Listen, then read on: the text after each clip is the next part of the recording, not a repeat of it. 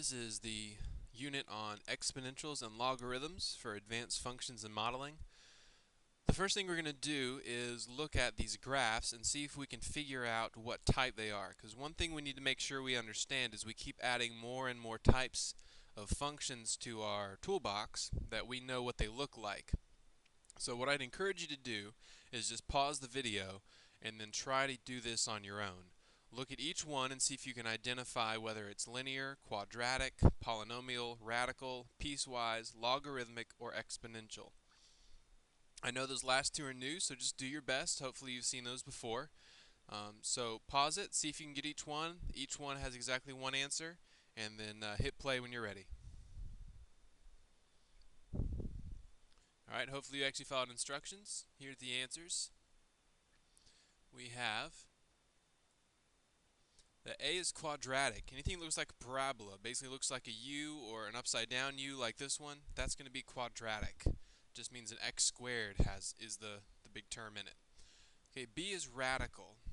Radical is going to have a definite starting point. If you notice, it has an end point on the left, and it's going to go up relatively slowly because you see it goes up, but it kind of levels off. Logarithm, oh, looks like I'm missing a letter there. Let's fix that. Logarithm looks kind of like radical if you notice because it goes up and kind of levels off. But the big difference is a logarithm goes down to negative infinity. So if you compare those two, a radical has a definite starting point. Doesn't necessarily have to be at 0. Usually is, but doesn't have to be. But it has a definite starting point, whereas logarithm is going to go all the way down to negative infinity. And then D is exponential. Exponential is, well, we'll talk about it in a minute, what they look like as far as equations.